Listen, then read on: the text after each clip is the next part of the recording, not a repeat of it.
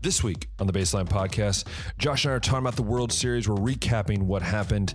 How did the Yankees truly choke in Game 5? And then we're also talking about, well, what is happening with the Cleveland Browns? Is there any good out of what happened this past week, out of the loss, or is it just downhill from there? And then we are going to talk about college football, the big win for Ohio State, what is going to happen in the first college football rankings, and what is going to happen by the end of the year. All that and so much more coming up on the Baseline Podcast. Hey, everyone. Welcome back to another episode of the Baseline Podcast. I'm Ben. That's Josh, and we are alive and well. Josh is participating in No Shave November, I can tell. I just don't have the balls to actually do that. It's also, we're recording this on election night. So if all of this just goes kabooey and it just sounds weird, you know, everything weird happens on election day. My day was crazy. There were some weird things happening at work. I don't know about you, Josh. It's just one of those days, no matter if we're recording on this about sports, something weird is going to happen. Yeah, if you guys are the betting type, maybe you should go and bet some kind of crazy upset and like bet the house on it because it'll probably hit. Dude, it's just weird, man. It's weird. No, I am participating in No Shave November. If you're watching on video, I did shave for the first time since last November. I always go into it with a clean slate because I don't want it to just look absolutely disgusting by the end because you got to like trim it and maintain it and stuff. So if you already leave it long and then it's just going to get all like scraggly and stuff. So I just start clean that way. It gets to almost as long as it was before. And then once December comes around, I can clean it up and then it'll look all pretty again. But there you go. Yeah. Also, don't take that as betting advice that I laid. I don't want any like lawsuits coming my way or anything. It's true. True. But, you know, look, we're not going to have our political debate because by the time that actually, you know what? By the time this comes out, we still won't know. So honestly, we still won't know. It's going to take like 3 weeks to count all these, even though it's all done electronically. We could give you our predictions. No, I'll just say this, and I want to make this clear. No matter who wins, be civil. That's all I'm going to say. Just be civil. Like, I know I'm not in America right now, but like for either side you're on, like, you know, whoever wins, let's just be civil. Let's go with it. I'm just going to say a man got shot. And if he doesn't win, then I don't know what's going on in this world because the man survived an assassination attempt twice. I'm just saying. I'm not going to go any farther than that. No political stuff here as much as we can, except my jokes. But with that, let's talk about the World Series because the World Series did wrap up last week after we recorded. So let's discuss it here briefly, and let's get your thoughts here. Josh, how are you doing? How do you feel about this World Series? And I think it happened what we expected.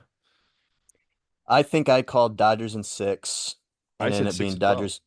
Yeah, and it ended up being Dodgers in 5, obviously. But the way that it ended in Game 5 was just weird, man. I couldn't believe it, dude. So, well, it is the Yankees. They do choke. Yeah.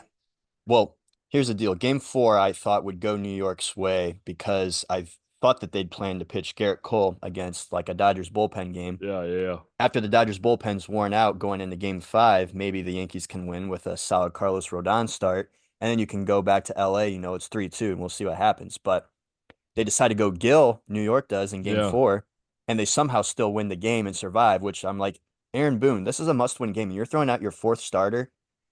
Somehow it worked. But anyway, Game 5 comes around, and yeah, Jack Flaherty for the Dodgers gets knocked out in the second inning, which not good considering the Dodgers just had a bullpen game the night before, and they got to go to the bullpen already that early. But it looked like Aaron Judge had resurged or like found his stride. He hit a home run. And then Jazz Chisholm homers after him, Stanton homers later. It's 5-0. Yankees got to be feeling really good. Then that 5th inning comes around where Judge flubs that one fly ball. Then Volpe flubs that throw to Chisholm at 3rd, throws it in the dirt. He misses it. That ground ball goes to Rizzo, and Garrett Cole doesn't go over to first to cover. And the Dodgers just rattle off like 5 runs. They literally played the Dodgers. They were basically the Dodgers of past. That's basically what they were doing. And then later you had like the balk and the catcher or the balk and the catcher's interference just like totally like just threw the game away as the Yankees did, which did not see that coming, but just goes to show that maybe defense is a little more important than what I give credit for. That still doesn't mean that I want a catcher that bats 100 behind the plate for me, but still defense cost the Yankees in that game. And I think, honestly, Yankees fans I've seen a lot of Yankees fans on Twitter saying they would have rather got swept than go into Game 5 thinking that everybody like was on the verge of something big only to toss it away. But Freddie Freeman was incredible, won MVP, set I think a record for 12 RBIs, Yeah, most in he the had a World Series great in just series. Yeah, 5 games too. Homered in the first 4 games. yeah. Um, didn't see like the necessarily the star power we thought we would see from Otani. Definitely not from Judge. But you got to give a shout out to Dodgers bullpen late because it did get worked, and Blake Trinan had to go like over 3 innings, a closer, something you never really get tested on in the regular season. Then Walker Buehler closes out after 1 day of rest. Like, kudos to all those guys. Uh, Something that Dodgers Clase couldn't definitely do for the Guardians. So couldn't even make it 1 inning without getting hammered. Yeah, but no, yeah. So I mean, basically what happened, and yeah, I'm I shocked think by how it ended, but not surprised that the Dodgers came out on top. yeah, the Otani thing's interesting. It's almost like he just ran out of gas this year. It's almost like he had like everything he kind of given everything, and maybe not. It just looked like it. It looked like he was just trying to do what he was doing in May, and it seemed like there was just nothing left in the gas tank. And maybe that is. I mean, he really hasn't gone this long ever, so maybe he was out of the gas.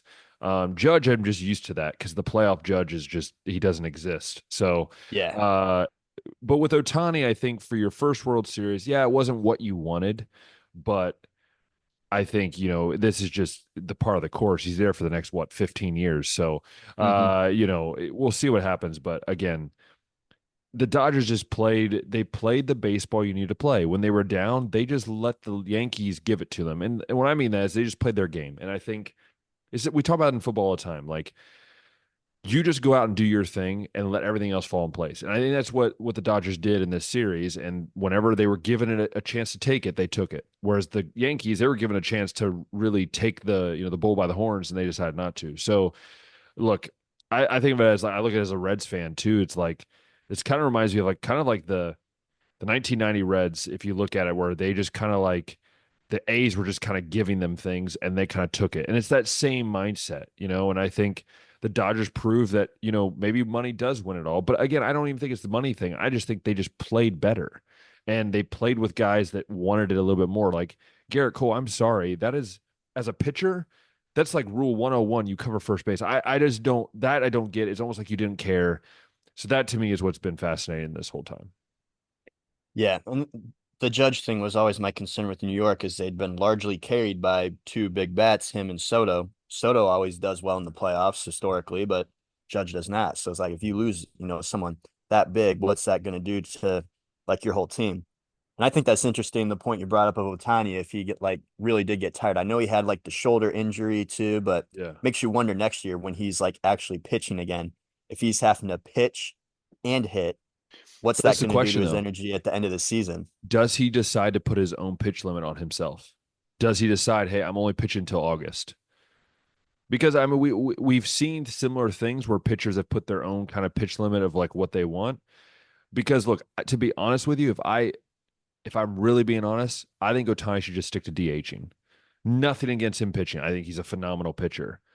But dude, the dude cranks bombs left and right, can steal bases, like Hmm. does so much. And again, not saying that pitching wouldn't help them, but you're the Dodgers. You can go buy three aces and put them on the mound where you can have literally Otani just be in the lineup every single day and not have to worry about him pitching or anything like that. I just think that that'd be a more valuable asset than just him pitching every 5 days. Even like look at all the Dodgers injured starters: Clayton Yeah. Kershaw, Tyler Glass now, Walker Buehler most of the year, Yeah. Dustin May. Like it's not like they're hurting for starting pitching depth. Tony Gonsolin's another one. But if I'm Otani, I wouldn't have him start pitching until maybe like the end of the summer, so you can actually have his Yeah. arm in the playoffs. But the other thing is, if he decides to just hit, if I'm the Dodgers, I'm kind of pissed because I gave him a contract assuming that I was going to get a two-way player, which is why he's earning True, but you're as also going much to see money what as he is a Soto's about to year. get. Soto's about to get nearly the same amount of money if you think about it, like That's what what they're they're saying. projecting. So it's like, That's what they're saying, but you he's also know, a Scott Boras client, so it oh never yeah, ends that's up being true. exactly as much as Scott wants. But No. it is going to be interesting seeing how much Soto gets this offseason. And also very interesting at post game how he came out and said basically all 30 teams got a shot at Oh him. I was yes, I was like, waiting yes. I was like, the Reds have a shot. I was like, yes. I was waiting for like the the whole Garrett Cole treatment to rub off on him. Like after the Astros World Series that they lost, he has his Scott Boras agency hat on, and they're asking him like about the how the series went and how they lost, and he's like basically like, I don't know, man. It's not my team. I don't play for them anymore. I'm a free agent. So why don't you ask someone that's like a part of this team? It's like, dang, dude, like you really No, didn't care that much. I'm just saying, if he went to Cincinnati, dude, right field would be his friend, and him pulling tanks off to right field would just be phenomenal. I'm just saying. I listen, as a Reds fan, I gotta have some hope, all right? I don't got Well, much. I don't he got right field much. also is a friend to him in New York too. Listen, you know what? I'm just hoping on to holding on a little hope there, Josh. Just Yeah, trying, okay? And I next think year's World though Series will be the Reds versus the Guardians. that'd be really Uh, cool. that would be so cool. Can you Yeah. imagine just traveling back and forth between Cleveland and Cincinnati for a series? That'd be so awesome. Oh yeah. Maybe one day. No, it's like the Columbus Crew. I mean, the Columbus Crew's, botched a whole them retaining their title the other day. So, Hmm. I don't think the Reds or Guardians would do anything better. So, Yeah. Well, unfortunately, baseball season is over. We can't yes. watch baseball, hockey, basketball, and football all at the same time anymore. Should we mention before we move to NFL? Should we mention what's happening up in Cleveland in another sport? Do you want to? All I'm going to say is, if you didn't know, the Cavaliers are the best record in the East at 8-0, the best record since 1976.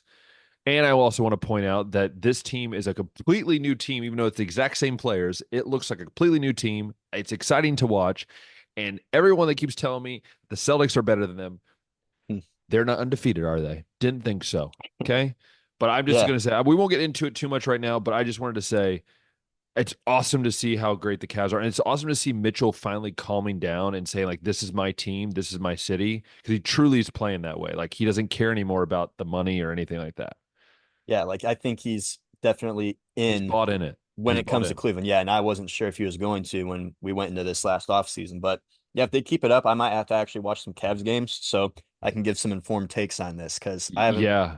I've been into baseball and then I haven't even really been able to fully invest in college football yet. And I know hockey's going on now. So like now that baseball's done, I'm gonna have some time to kind of check out all these other things. But it is cool seeing the Cavs start off like this. You gotta wonder how much that is the buy-in, but also the coaching change they made with Yeah. bringing in Kenny a guy Atkinson. like Yeah. Atkinson is Atkinson. awesome. Love him. Yeah, He's a good coach. we'll have to maybe talk some Cavs ball in the future. I was Absolutely. watching a little bit of Gonzaga and Baylor last night. Dude, Gonzaga's good.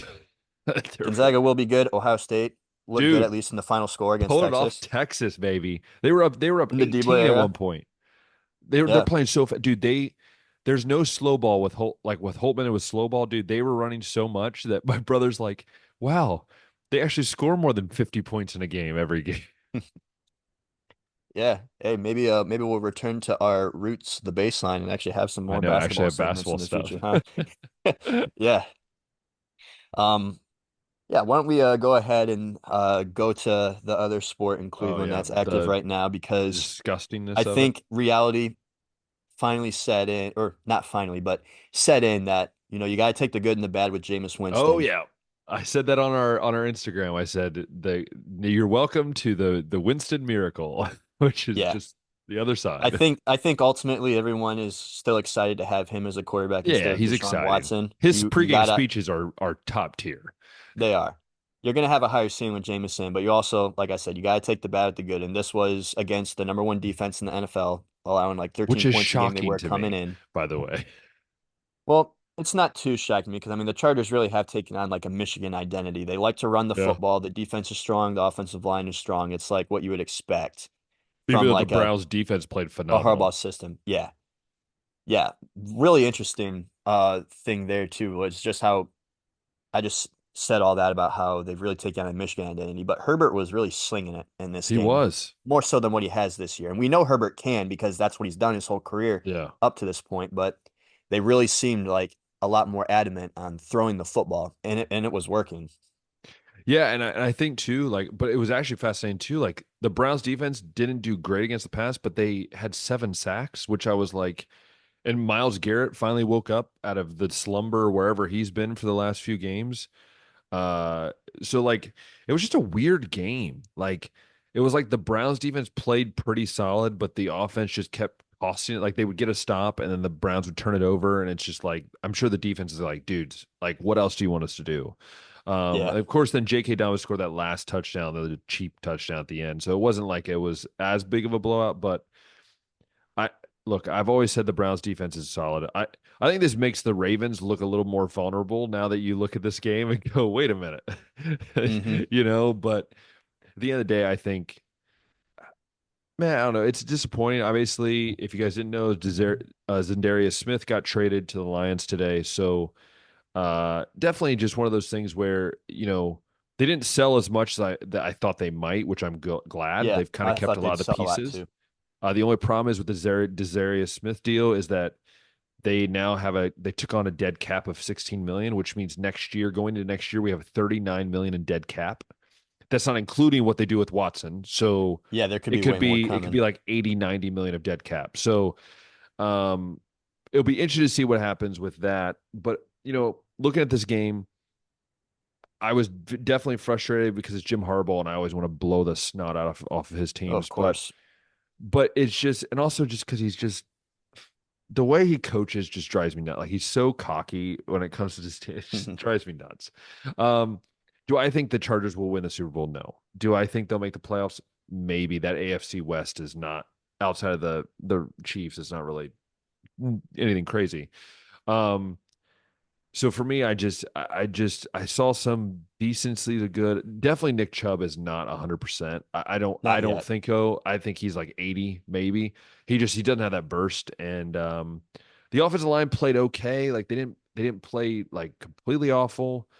It just was a lot of okay, and then Whitson throwing the turnover. So I'm Yeah. just gonna rate it. I kind of rated the game as like a 5 or a 6 out of 10. Like it wasn't terrible, but it also wasn't like great either. So Yeah.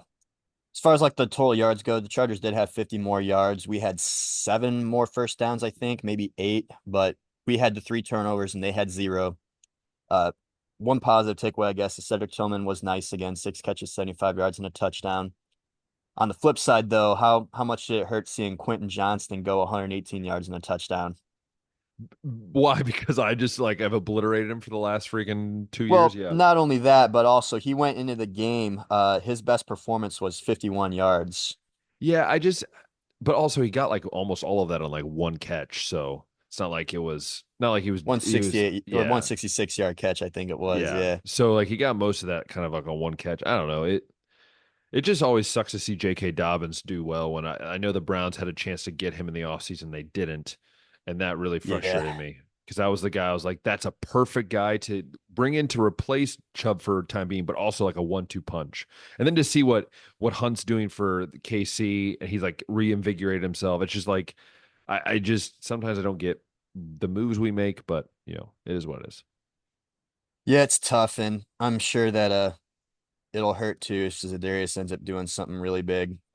Amari Cooper though didn't do anything for the Bills, and I don't know if that's because he was hurt He was or hurt. not. Yes, he was hurt. Yeah, Okay. yeah, he wasn't around. Yeah, he was hurt.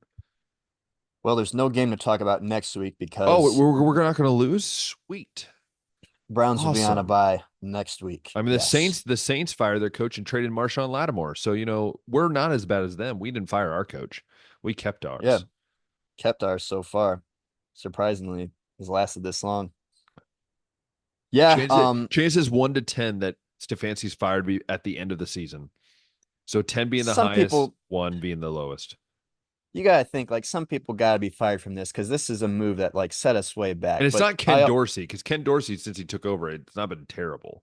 So I also someone brought this up to me about the 49ers and their failure with Trey Lance yeah, and how they gave Jimmy G a lot of money, but it has panned out basically because Brock Purdy ended up being very good. If they yeah. didn't have Brock Purdy, how much Oh, is that front office taking heat? oh, they're taking Like a they, huge heat, I mean, huge they heat. already kind of do. Like they get bashed for trading up all those picks for Trey Lance and then end up having to send him away and all the money that they gave to Jimmy, but it panned out because it had a Brock Purdy. I don't think Jameis Winston is that Brock Purdy though. No, I think I look. The best case scenario is you either get a quarterback in the draft or you get a high rated like tackle or something. Just get something offensively in the draft early on, um, or you just wait till Will Howard falls to you. I'm just kidding. Hey, you know a quarterback I know we won't be taking with either the first or second or whatever pick we end up getting? Let me guess. He plays for Georgia. Is that who we're thinking of? Does he play for We're going to Georgia? talk about Carson Beck Let's move on to college because, football. Let's move on to college football. Let's do yes, this. we're going to talk about Carson Beck because my Gosh, Florida he's Gators awful, dude. almost won the game with a Dude, third string quarterback. by the way, the kid played at Yale. All right. You about let a guy who played at They said it Yale plenty beat of you. times. They made it clear. Little Yale is where he's from, and now he's playing one of the biggest teams in the country or whatever. It's not like DJ Lagway was doing all that great, but you can No. clearly tell like more dynamic, Just more I pressure to RJ stop him. I will say this. RJ Young said it best. RJ Young was did like he did his show on Fox and in his YouTube show, and he was saying this. He said, "You let a Florida team with a third string quarterback, a third string safety, a second string running back, a third string wide receiver, and Dude, there were so many and he injuries in that said, game for Florida. someone was like, and he's like, a lot of you keep saying, well, look at Ohio State. He goes, Ohio State lost by one on the road to Oregon and then beat Penn State at Penn State. You Hmm. guys went against Texas. What did he do? He threw three picks. What does he do in this game? He throws three picks. I've said this from day one. We had him once we saw what he really was like this year. We dropped him from our Heisman rankings. The Hmm. fact that people still think this man is going to be drafted in the first two rounds is got it just mind-boggling. And also the fact that Georgia after this game is ranked ahead of Ohio State is absurd. And I'm not saying that as a Ohio State. I'm just generally I don't know. Maybe I'm just crazy because Georgia lost to Alabama. Alabama lost to Vanderbilt. It doesn't make Yeah, sense, but it's besides the point. We'll see about the college football rankings. They come out today, so we won't be able to preview those. the playoff But rankings. Yeah, yeah, the playoff rankings, but we'll talk about those next week, obviously, as the new ones will come out that following week. But no, anyways, going to that Georgia game, it definitely was interesting. Also, the fact that cops and fans were fighting at the Georgia Florida game just makes so of much course. sense. Makes so much sense. It Um, almost makes you feel like the rivalry's back. yeah, it almost makes you feel like, someone's about to become president. Yeah. And sorry. Carson Beck, by the way, all 11 of his picks have come in the last 5 games. Yeah, but it's not even just that. It's also that they're like, oh, he threw two touchdowns, had to throw all the yards. But dude, he threw three picks. There was no touchdown before the Yeah. picks. It was three picks. The Kentucky game, 0 touchdowns, 0 picks. The Alabama game, 3 touchdowns, 3 picks. The Mississippi State game, 3 touchdowns, 2 picks. The Texas game, 0 touchdowns, 3 picks. Florida, 2 touchdowns, three And picks. and they told me, and someone said that he's better than Will Howard, and I went, explain that one to me. Explain that one to me. Because he has the same five-star talent as many other quarterbacks. And this is what he's doing. And Yeah. I think RJ Young brought up a good point. He's almost like the CJ Stroud of Georgia. He could leave Georgia. Now, CJ Stroud was better, but the idea of is like he could leave Georgia with never winning an SEC championship, never winning a national championship as the starter, Hmm. and never really producing anything noteworthy. And he could become that CJ Stroud where he kind of leaves with Yeah. all the fan base going, dude, what are you doing? That sort of vibe. Right.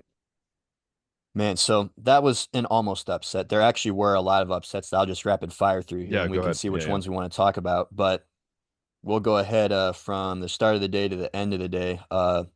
We got Minnesota defeating Illinois That's not really an upset. 25-17. I don't think Yeah, Illinois is that Illinois is good. 24. Yeah, I Illinois is don't really think 24 in they're there. good. But Iowa State, they were ranked 11th and had their first loss of the season, 23-22 to Texas Tech. Kansas State, second loss of this season, I believe, lost to Houston 24-19. Texas A&M, first God, conference loss. butt whooped. Absolutely. South Butt Carolina whooped. at Williams-Brice Stadium We down in both South were wrong Carolina, about that. 44-20. Yeah.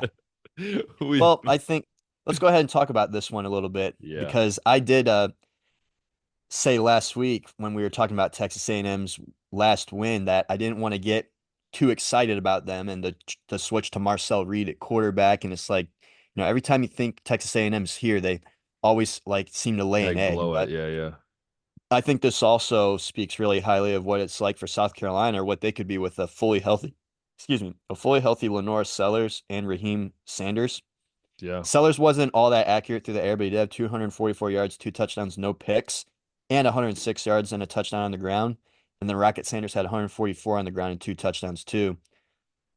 But yeah, this was just did not see this coming from Texas A&M. South Carolina had seven more first downs than they did. They had almost 200 total yards more than they did. Texas A&M had one extra turnover, four extra penalties, like just a game that South Carolina just was totally in control of start to finish. Yeah, I mean South Carolina just really, dude, they that's the thing. We know this about Beamer and his team is like in November this team shows up. Hmm. Before November, this team is the weirdest team you'll ever see play. But when November hits, this team is legit, and they are a team that is ready to compete. And yeah, it was awesome to see. I think that this, it's a good win for South Carolina, but it also just shows that Texas A&M, hey, not quite there yet. You know, it Not quite there almost yet, but they're it, definitely on the right track with Mike Elko. it almost reminds me of a team that played Ohio State this weekend. It's kind of what it reminded me of in a sense. Not even just not quite there yet, but it's just like They're they are what always they are. there, yeah, but they're just this is what you get. So, Yeah. yeah.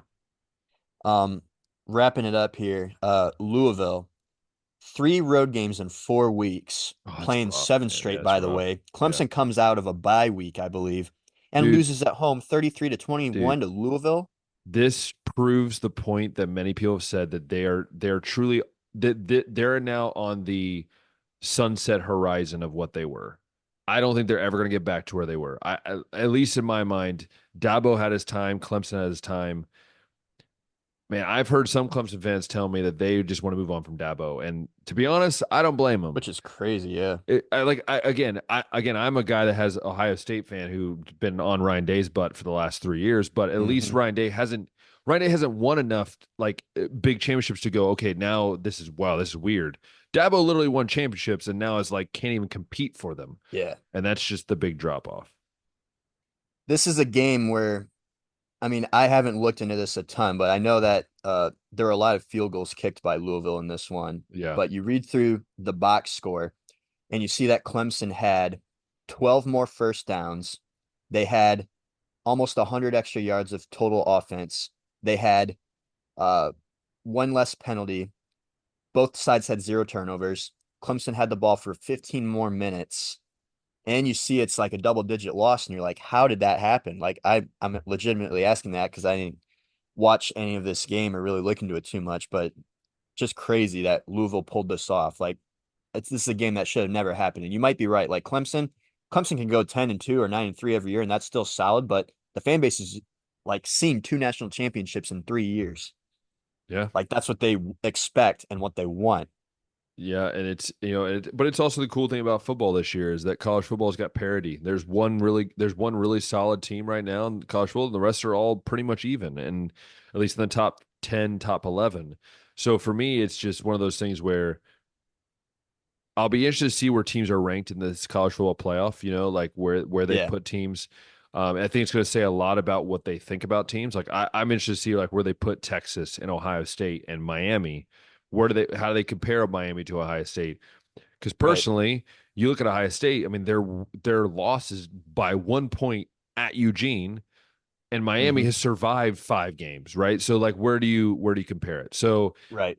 to me, this Miami will be doesn't have a interesting. signature win that they can hang their Yeah. hat on. And you speak of Miami, people are like, oh, Cam Ward. I mean, he should be in the Heisman Conference. I'm like, yeah, but your team's not helping you. It's the same thing I say with Shadur Sanders. Like, dude, yeah, you're a phenomenal player and everything, but your team's scaring you. And at one point, Josh, we've said it on this show many times. At one point, the rope will snap. At one Hmm. point, there is no more. You've run out of chances at that point. You've run out of dice. And at one point, Yeah. you're just going to be left with whatever's there. And look, they can't get down to the Alabamas, the Georgias, the Ohio States, the Texas, any of these types of teams. If they get down, 2, 3 scores like they did, there is no way they come back to win those games. I really don't believe it. Yeah. The other quote unquote upset, if you want to call it one, was number 20 SMU beating undefeated number 18 Pitt 48 to 25, Pitt kind of finally showed their colors, I think, a little bit. which When is they, crazy after the game that they played against Syracuse. But yeah, yeah, SMU what like came in here like a semi truck and just absolutely ran Pitt over. yeah. Like I've at least advocated that Pitt should be higher than 18 being an undefeated Power Five team. Like that's got to mean something. I know they didn't have like many wins, but it's like, why are we putting in like these teams that got 2 losses and no good wins ahead of them? You know what I mean? Yeah, I agree with you. You know, it's true. The other thing I wanted to bring up, before we get into Ohio State, Penn State, it was a game that we previewed last week. We were talking about whether or not this could lead to one team being eliminated, maybe from bowl eligibility, and that was the Washington USC game. Washington came out on top 26-21. So USC now is 4-5, Ben. I haven't looked into it, but I would guess that this is the first time in Lincoln Riley's coaching career that he's had a losing record. I would not be shocked if you see him on a lot of hot seat list. I just, dude, you're paying him so much money, and he can't put together a roster that can compete in the Big Ten. At least the middle pack of the Big, like he's not even in the middle pack of the Big Ten. Like he's below the middle pack of the Big Ten. They have not had to play Oregon or Ohio State Yeah, or Indiana. yeah. Like they don't have a hard schedule in the Big Ten. Mm-mm. I it's wild to me. It's wild to me. Very wild. Another loss that I didn't see coming, and it's not going to affect like the national landscape too much, but Nebraska lost 27-20 to UCLA. I think that this showed me one that, well, Nebraska still is not that great. And it shows me that, you know, really when you're a top team like Ohio State and you look at that game now, sometimes teams just give you the best on that day. And Mm-hmm. they're really not that good because look, Rayola getting hurt now is Nebraska might struggle to make bowl eligibility if Yeah, they're he's hurt five for and a long four right time. now. They need one more to guarantee it. But they've done this before. Remember, they've been like 5-3 and then lost like their last, you know, 4 Yeah, games. So they got to get over this hump of getting that 6th win for sure. they do. Well, let's go ahead and talk about Ohio State, Penn Yes, State. I think sir. that was Penn State came in ranked 3 against Ohio State 4, definitely going to be the game of the day. And Penn State jumped off to a nice start, but Stupid mistake. stupid mistakes. Yeah, you got like the Will Howard pick six, you got the Will Howard fumble into the end zone that ended up being a touchback, which sucks. But Which then led to another touchback the other way, which we'll talk about in a second. yeah, but ultimately in this one, I think Penn State, their defense is incredible. I don't think anybody doubts how good their defense is, but when you look at the offense, it always, excuse me, seems to have like this very clear-cut ceiling And they where, brought Cole Licky in to be the new brain of the offense. yeah. And I mean, against some of their worst opponents, they have gone off for points, but like in this game, Tyler Warren, your tight end, ends up being your leading rusher with 47 yards, and Drew Your running Aller, back, your not even your athletic quarterback, ends up being second leading rusher. your running Nicholas back was Singleton, a running back, is your leading receiver. Wide receivers, like with the position wide receiver title, get 3 catches for 49 yards. Like this kind of stuff can't happen if you're Penn State and you want to be a clear cut, tier one national champion contender. Like you can sell me like that Penn State's clearly the best of the second best teams out there. And if the program is cool with that, then it's like, well, it's James Mid fine. Franklin. It's James Mid Franklin. But That's what he even like is. before James Franklin, even in the Joe Pot era, they never were like No, pushing to be like a national champion 100% contender. agree So with you. I 100% don't know agree if with you. Penn State can be like a national champion contender, but James Franklin very much, I think, has shown enough He's a that mid. he's one of those guys that cannot. It's not And that he also just he's has yelling not. also I think he cannot. he's yelling at fans, dude. Like he Yeah. comes out like, dude, you're a grown man making millions of dollars coaching the best to do your life. Like that's part of the job. And the thing is, have you noticed that every time he loses Ohio State or Michigan, he has the same response? I get it. I get it. I know it's my responsibility. I understand. We know what it takes to be here. I'm like, dude, if you know what it takes, then why haven't you done it? You've I been think here this for is nine eight. years. I think this is 8 straight losses to Ohio State It now. I is. don't think, It, I think Penn State's last one was what, 2017 or it 2016, was somewhere in there. 2016 with a block. It was a block field Yeah. goal that got in the game, right? It Close wasn't game. even, That was a heck of a finish. Yeah. I'll just say this, looking at the game. One, when Will Howard threw that pick six, you can ask my wife, you can ask my dad. I was sitting on the couch just stunned. Like, I was like, you got to be kidding me. Like we're back to what we were doing previously. But I will say this. Part of it, I think he was just so emotionally into this game because he just was so frustrated at Penn State for not recruiting him. I'll say this. Post game, That I think some of that that emotion came out too. that man put he owned it up, and then he fought back. The fact that they went down and scored after that situation with the pick six, went down and scored. Then again, Chip Kelly throwing in some nice magic. By the way, the offensive line, can we give props to the offensive line? You moved a guard to tackle who's never played tackle before. Then you moved a center from last year, who was your starting center, to guard, which, by the way, why didn't we do that like weeks ago? I don't know. And yeah, did he get burned a few times by Andre Carter? Yeah. But you know what? When you're normally a guard and you're used to have someone next to you, it's very hard to cover space.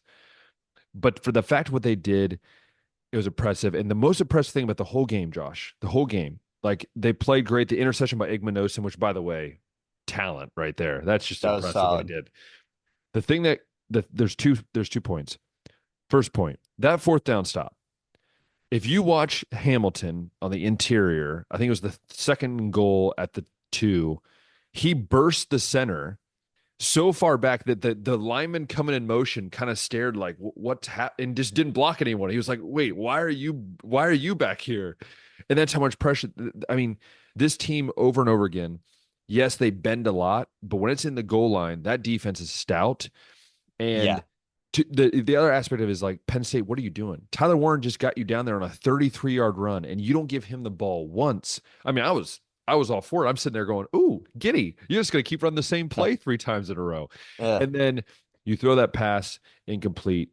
But the thing that was most impressive, Josh, was at the end of that game when everyone for weeks have been saying Ohio State can't run the ball. They said, "Screw it." They ran the ball for 5 straight minutes down Penn State's throat and said, "Stop us." Judkins was knocking over people. Henderson was stiff arming people. And then Will Howard finished it off. And I loved the way Will Howard finished off with a slide, which is the same way he lost to Oregon. It was almost poetic. Like he slid and he looked up the clock and kind of did, his whole Yeah. spiel. But because it also, if you look at that play, he could have scored a touchdown. It would have been cool redemption. But overall, Josh, I'm proud of this team. This almost you could see it with Ryan Day after the game, him hugging Chip Kelly, like this shoulder, this weight of like I finally beat a top 5 team. No matter what It you think of Penn State, it was at Penn State over 112,000. It was was like a record attendance. Yeah. yes, with a really good defense. You take it what it is. It's a top 5 win. Ryan Day finally got the big one done. I think this is going to ease that pressure for the rest of the year. And I'm sorry for Purdue next week because it might be gut inflates. So inflates. The floodgates are going to be open. But that is my synopsis of the game in my sense. Yeah, I got it. I'm gonna go ahead and give my flowers to Ohio State now too, where it's necessary. I last week, if I was just looking at this game in a vacuum, Ohio State didn't handle the road environment too well in Oregon, although they only did lose by 1. They had some mistakes I think clearly were maybe because of the environment. Going into Penn State, another tough environment. The offensive line issues, the inability to run the football, like their defense being able to be like gouged for some explosive plays in that Oregon game. I'm just like, if this was any other 2 teams, I probably would have picked Penn State, but somehow I think Ohio State's going to find a way to win this game. And the offensive line played an astounding game. Had Joel Klatt at the end of the game saying they played like a national champion caliber offensive line, which who saw that coming, by the way? No one. You had Will Howard put them in a hole in the beginning. And I think, unlike Kyle McCord would have last year, Yep. got some guts, got some energy, and willed this team back from being down 10-0, which was largely his fault. And then, yeah, you saw the emotion come out in post game. I think at the end of the game, he owned all his mistakes. He didn't really put the blame on anybody else or just say it was like another game. You wanted to see that from Will Howard. And then, yes, the goal line stand at the end. Penn State's down here with a chance to tie, potentially go ahead if they want to go for 2. Shut him down 3 straight runs at the goal line. Then that incomplete pass goes, and it's like, big sigh of relief, big stop for the defense. Like Ohio State, as much as like Penn State had some things that they screwed up, or like we say, they clearly have an offensive ceiling. Ohio State put themselves in the hole, but then were able to grind and won this game, I think, more so than Penn State lost it. Well, yeah, but even if you look at two times inside the 3-yard line, Josh, they scored 0 points. They scored 6 points on the offensive side of the ball. This Ohio State defense is when they play this level. Now we saw against Oregon they struggled, but if they play at this level, and okay, I'm gonna be. I know we'll talk about when they face Indiana in a few weeks. Can people please stop thinking that Indiana is going to put up 45 against Ohio State? Now it's going to be a competitive They put game. up 47 on Michigan State, Ben. I don't see a difference. Yeah. It just drives me nuts. I'm sorry. Like you know what Indiana reminds me a lot of is like Tennessee from a few years ago that was like really good, but then when they faced really good teams, they couldn't do a diddly squat. And that's what I'm yet to see Indiana face a really, really good team. And that's what I'm waiting to see. They haven't, but the selling point on Indiana right now is there's a lot of good teams that are struggling against bad teams, and Yeah. the closest they've gotten is 14 points Yeah. twice. Everybody True. else, they're Yep. just True. absolutely blasting. True. I think, though, Ohio State Indiana matchup will be fun, though. I do look forward to it. Yeah, that's true. True. Also, the fact that big noon kickoff is going to be at Ohio State versus Purdue this weekend, like, are They we, pick some weird games, dude. They dude? pick some weird Dude, games. can we? I know we'll predict the game, but we probably won't because it's how bad it is. I'm just going to say Ohio State might win by 50. Like they might win by 50 in this game if they play the starters long enough. Big Noon was at Ohio State Marshall, too. Yeah, like just weird, just weird. Like, if you want to go to a Big Ten game, why can't you go to like IU, Michigan, or Maryland, Oregon, or Washington, Penn State? It's the brand, man. It's the brand. Yeah. Well, hey, we got 5 games to talk about this coming week in a minute, but let's go ahead and reassess our Heisman watch list Yes. and power ranking from the weekend. So I will go over our power rankings. So our power rankings for me was Oregon 1, 2 Georgia, 3 Ohio State, 4 Texas, 5 Miami. Uh, Yours was 1 Oregon, 2 Georgia, 3 Ohio State, 4 Texas, 5 Penn State. For me, I'll just kind of go through mine here. Number 5 for me is going to be I have Texas. 4 for me, I have Georgia. Sorry, no, Miami. 3 for me, I have Georgia. 2 Ohio State, 1 Oregon. That All is my right. top 5. So I'm Oh going to boy. keep Penn State at 5. I'm a big fan that the AP only dropped them from 3 to 6. Yeah, I think that while that was like a tough loss to have at home, that Penn State did prove that like they're a real deal team. They're competitive. So I'm going to leave them at 5. I don't think a whole lot of teams below, outside of maybe Miami, really have an argument. yeah, Um, I'm going to go ahead and I hate having to put Georgia ahead of Texas, but Georgia has a head-to-head win at yeah. Austin at night. So Texas is going to stay at 4 and Georgia will be at 3, but Ohio State will be at 2 for me now after that win. And Oregon, I think, still remains the clear-cut number 1 team in the country. Agreed, agreed. And then moving on to wow, Heisman. Heisman. For me, I had 1 Ashton Genty, 2 Travis Hunter, 3 Dylan Gabriel, 4 Shadur Sanders, and 5 Cam Ward. You had Travis Hunter 1, Ashton Genty 2, 3 Cam Ward, 4 Shadur Sanders, 5 Dylan Gabriel. I'll be honest, the only thing I'm changing is mainly because of the comeback effort. I'm putting Cam Ward at 4 and Shadur Sanders will stay at 5. He'll go down to 5. So basically it stays the same. So Shadur Sanders at 5, Cam Ward at 4, Dylan Gabriel 3, Travis Hunter 2, and Ash Genty 1. So mine's not really changing. All right.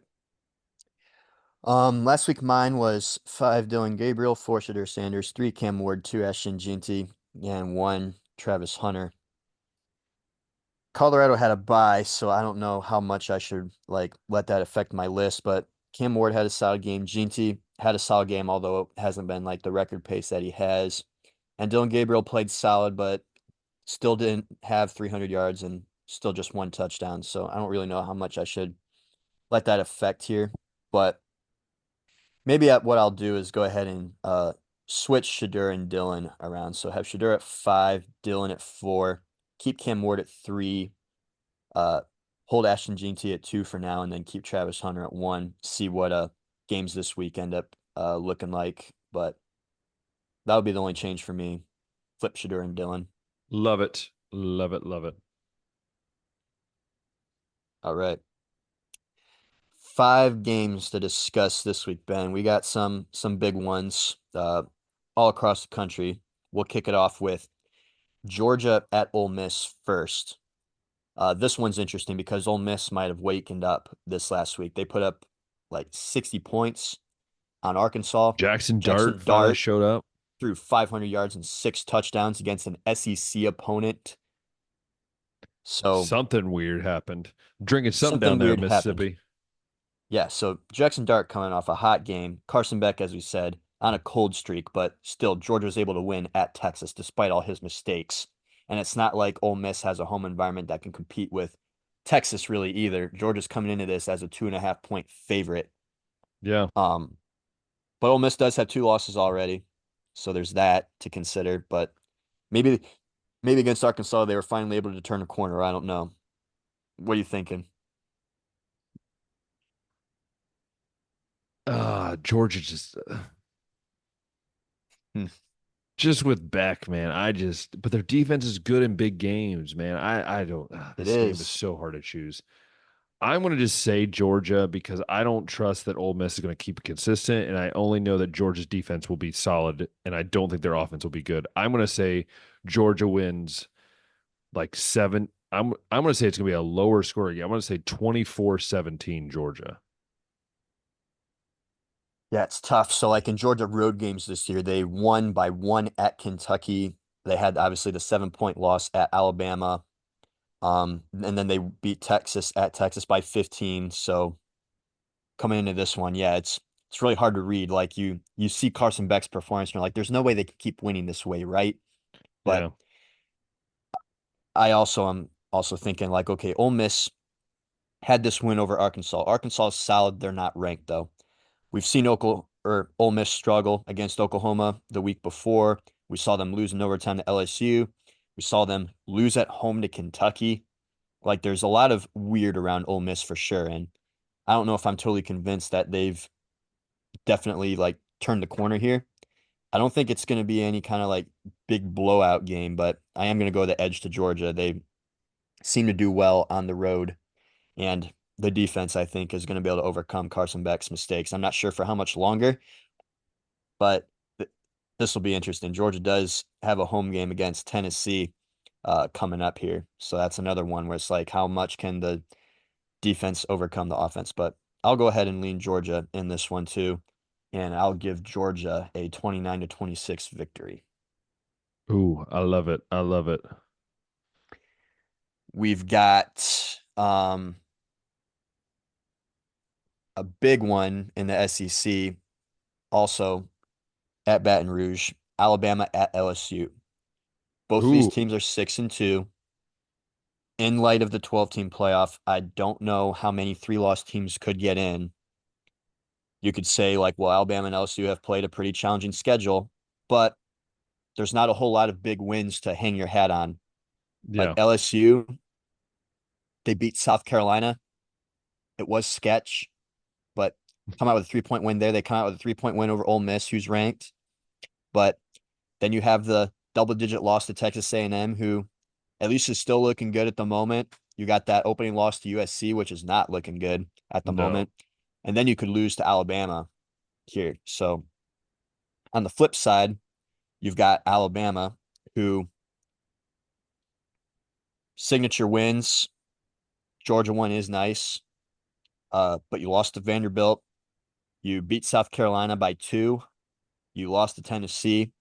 You beat Missouri, who we don't think Missouri is any good anymore. And they also were No. without their quarterback in that one. So there's not like a whole lot of signature wins that you can really hang your hat on. Like there's a lot more like to say about these losses, I think, than their wins. But all that to say is just this could potentially be a college football playoff elimination game. Yeah. LSU's very good at home at night, one of the hardest environments they say to win on the road, and I think that might just be enough. But it's tough to go. You sway either way. Yeah, I kind of agree with what you said at the end there. I am going to lean more LSU here. I just think that Alabama's not a great team. LSU's not a great team. And when you don't have you don't even have one great team in a game, you look at what are the advantages that can happen, and the environment is a big one. And I just think LSU maybe has that slight edge over Alabama right now. And I'm just going to take that. I'm going to take the shot and just say LSU wins this game and truly knocks Alabama out of the playoff picture. Yeah. I think I'm going to lean LSU too. I'm looking at Jalen Milroe. His last 3 games, he's had 2 touchdowns and 4 picks, if I counted that up right. Nothing really to write home about. Garrett Nussmeier at least has a lot of yards. He's got 5 touchdowns, but also 5 picks in his last 3 games. That also is against Ole Miss, Arkansas, Texas A&M. So I actually think that LSU might lean edge at quarterback too, along with edge with the home environment. Uh, I'll give LSU 35-31, Hmm. but this is a game I think that could go either way again. Yeah, I'm going to say LSU. I'm going to go 34, Alabama 27. All right. Next up on the list, staying in the SEC, South Carolina at Vanderbilt. Bet y'all never thought we'd be previewing this game before week 1 of this season started, but Vanderbilt's number 24 at 6-3. South Carolina coming off that big win against Texas A&M has a fully healthy offense now. This is going to be a fun game. I don't Fear really. the Commodores. Fear the Commodores of Vanderbilt University. And it's in Nashville. It is in Nashville Nashville. is a great place. It's probably my favorite city outside of Ohio. Anywhere in Ohio, Nashville. I love Nashville. And I gotta say, for my Nashville brethren, I'm gonna say Vanderbilt pulls it out, and I'm gonna say they win. Pavia is gonna go off, and I think it's gonna be we're gonna go 42-38, Vandy. Hmm. 42-38. See, South Carolina is one of those teams like when you think that they've finally turned a corner, they They end up having don't. like a loss they shouldn't, but then they can have big wins against teams Yeah. like Tennessee and Clemson in the same season, like they had that one year. But yeah, I think these two teams are solid. My gut tells me that South Carolina is going to win this game. I don't know if that's just because I haven't fully embraced Vanderbilt yet, or it's still hard for me to believe that they're actually a good team. But I think I am going to take South Carolina here, uh, to the tune of 27-21. Ooh, spicy. Yeah. Um, we'll move out of the SEC now. We'll go to that Michigan IU game, which This is not going to be a game. I'm just going to say that now. it's probably not going to be, but No. I bring it up because I think that Michigan still will have the best defense that Indiana has faced all year. No, I agree. Yeah, yeah.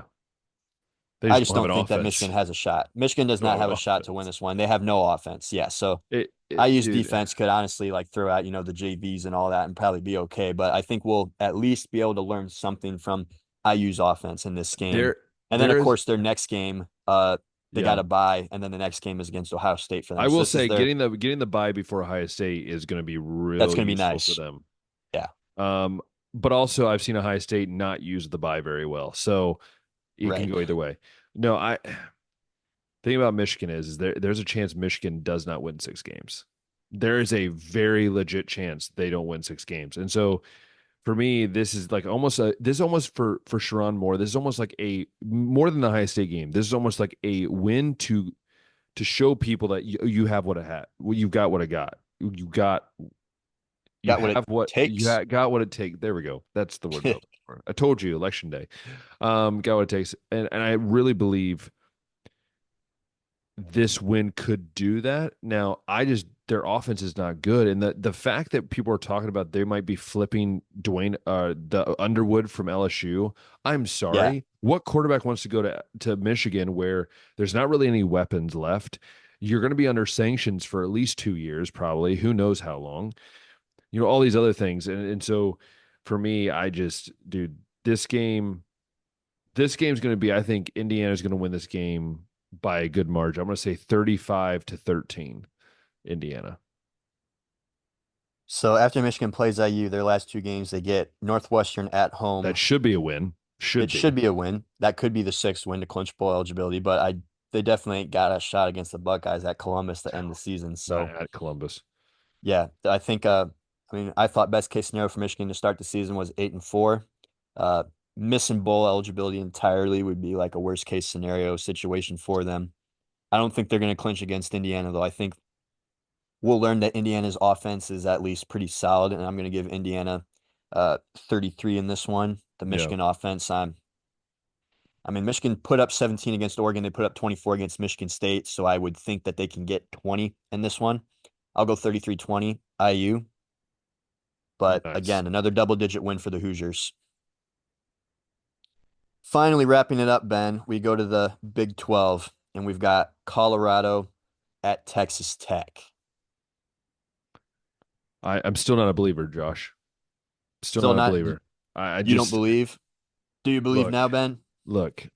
I maybe it's just the egotistical team that they are, and just like hearing the way that Shadur Sanders talks about things just drives me insane. Like, is it just me, Josh, or does it drive you insane? Like, just the way he's just It is annoying. like at least Travis Hunter has like the talent to go like I am the best player in football. Like I'm okay with it. Whatever. He's like a Dion 2.0, whatever. It just like the way Shadur just talks about like and like the fact that like basically him and the Raiders have already come to an agreement of like he's going to play for them. I don't know. It's the whole vibe I get with that team, and I just don't think they have the. I don't know if they have the longevity, and so for me, I think this is where they get their big heads popped a little bit, and I'm going to say